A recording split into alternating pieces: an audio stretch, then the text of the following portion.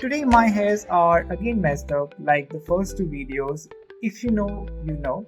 But let's just jump into what we have covered in the last three videos of this series. So cool, this series is basically about building a portfolio from scratch or revamping it. The first video is about the reasoning behind revamping or building a portfolio. Why do you want to build a portfolio? Why do you want to revamp the portfolios?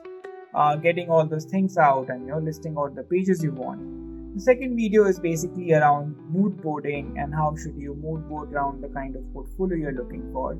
The third video was around personal branding, how you should do a personal branding for yourself, find your colors, find your patterns, the kind of illustrations you want to do, and use it all over your videos.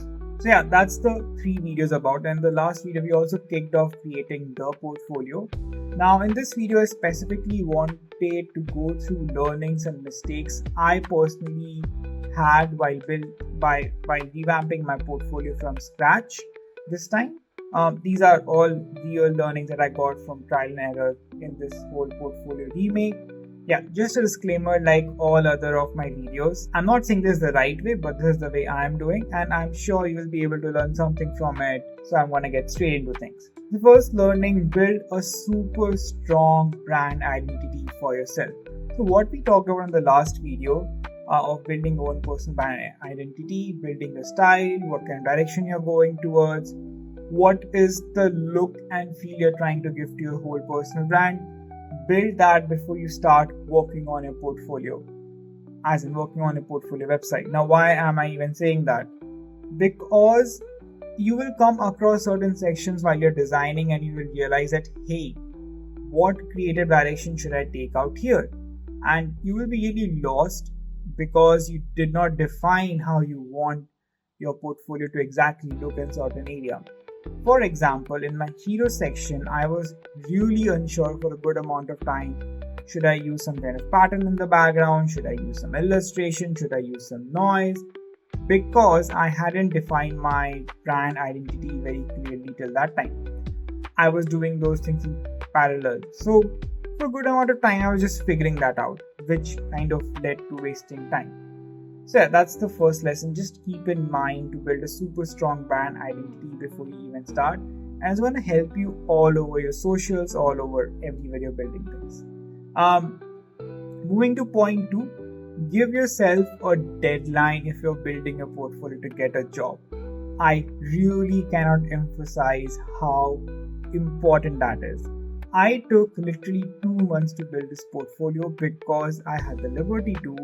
I was not looking for a job, and I could just spend my time through that. I wanted to do a brand revamp for myself. But if you're looking for a job, I would highly suggest go and get a good template of whichever platform you're comfortable building your portfolio on. Focus on highlighting your projects more than just building a portfolio, and build a MVP that you can start using to apply for different job listings. Don't give yourself unlimited time to build a portfolio. It's gonna really hamper with your job application and things like that. Build an MVP. Lesson 3, perfection is a bad habit in portfolio design. And trust me on this one, if you're gonna keep trying to perfect your portfolio, guess what? You will never launch it. Now, I'm saying this from my experience that because this is your own work, as a designer, you're going to be super critical on it and keep trying to perfect it, and that's never going to end. So rather, try to build something that is good enough and can be improved. Now, as I mentioned, I'm not meaning to launch a bad website. Please don't do that. Please don't launch a bad portfolio. But I'm not also asking, all I'm saying is just try to avoid making it better and better and better, right? It's always going to be that way. Like you will have something to improve, something to make better, which is great and fine. But launch your portfolio first and keep going on that after it, right? You just can't keep making a portfolio better and better and never launch it. So yeah, perfection is a bad habit for your portfolio. Lesson 4, it's okay to sit on things. Now, it may be contradictory to my second point that, hey, you need to have a deadline for your portfolio. Now, the reason I'm saying it's okay to sit on things, and you'll probably realize that in any creative work, at times you just won't get ideas, or it just needs more time. For example, I literally spent 2 weeks working on my hero section, figuring out what I want, figuring out the way I want it, the copy, the animation, the style I want to go. Hero section is basically the first thing someone sees on a website, so I felt it's okay if I spend so much time on it. And creatively, I was also feeling a bit blocked, so I let it go and I spent time on it. Now, this doesn't really pertain to people who are looking for a job and want to launch their portfolio quick. I would say go with the template and do this whole sitting on things a bit later. But yeah, just don't be super hard on yourself when you sit on things and it doesn't go according to your deadline. At times it's okay if you think it's worth it. But yeah, please, I know I'm saying such contradictory things, but all I'm trying to say is don't do it if you're looking for a job. Don't try to sit on things. Just skip it, launch something. It's okay, it's even bad because you want to get a job and your work representation matters more than how your portfolio looks. If you have time, then don't be super hard on deadlines. It's okay to at times sit on things and work on it. I hope you get what I mean.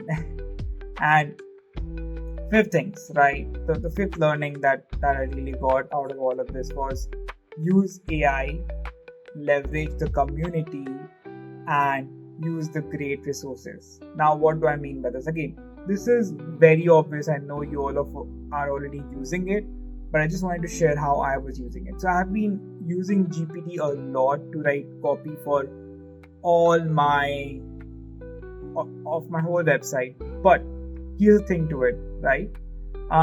The copy I write is in a very specific tone and style. It is not just a random copy. I say, hey GPT, create a copy for this. No, I have a very specific tone on my website that I've used. I have everything quirky, a bit fun. So everything is a bit quirky and a bit fun, not something random.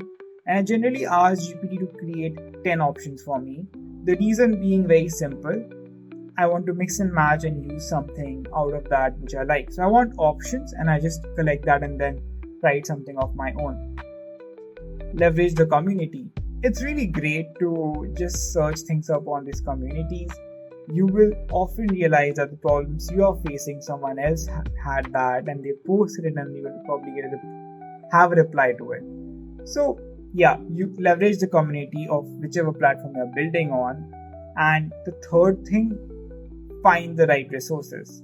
So I was using Framer University for this best. Like I was literally going to Framer University for every specific thing. From if I'm not able to figure out certain animations, Framer University. Plus, they also have a great resource on different Framer components which are super dope. I've used few of them in my portfolio. So yeah, all these things helps you cut down time of making your portfolio. It still took me 2 months. Without these, I would have probably gone for another 1 month building it. Now, a bonus tip.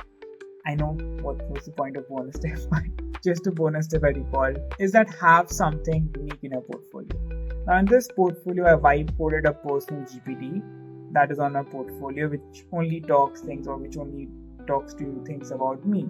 I don't know how to code, so it was a really fun and cool project for me, and also a good amount of time I wasted building it. But it's something unique to my portfolio, and I find it's going to be cool for people to use it if they find it. You don't have to do something like exactly like this, but all I'm saying is try to have something unique in your portfolio. Helps people remember it, or like, oh, that's cool at least. So yeah, do something like that, because again, it's also a place where you show your personal creativity. So yeah, that's all about this video. I hope you learned something from it, and in the next video we're gonna just walk through my portfolio. I've been talking about my portfolio from my last 4 videos, and you all must be like, have you even built something? So yeah, that's on that, what I've built and how I've built. But thanks a lot if you have listened till this part, and see you in the next video, and let me know in the comments if you found this helpful.